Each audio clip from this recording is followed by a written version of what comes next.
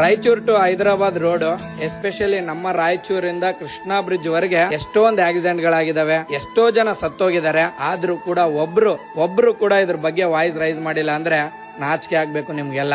ಈ road 4 way ಆಗ್ಬೇಕು ಅಂತ ಆಲ್ಮೋಸ್ಟ್ ಪರ್ಮಿಷನ್ ಎಲ್ಲ ಬಂದಿದೆ ಅಂತ ಕೇಳ್ಪಟ್ಟೆ. ಆದ್ರೂ ಕೂಡ ಯಾಕಿನ್ನು ಈ ರೋಡ್ 4 ವೇ ಮಾಡ್ತಿಲ್ಲ ಅಂತ ನನಗಂತೂ ಗೊತ್ತಾಗ್ತಿಲ್ಲ.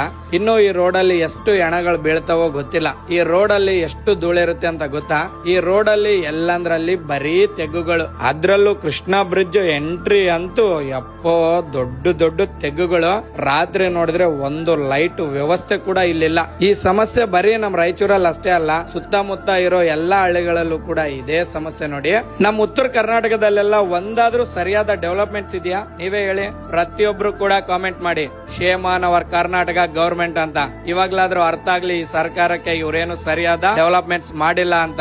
ಫಾಲ್ತು ವಿಡಿಯೋಗಳನ್ನ ಶೇರ್ ಮಾಡೋದಕ್ಕಿಂತ ಈ ಸಮಾಜಕ್ಕೆ ಬೇಕಾಗಿರೋ ವಿಡಿಯೋಗಳನ್ನ ಶೇರ್ ಮಾಡಿ. ಜೈ ಹಿಂದ್.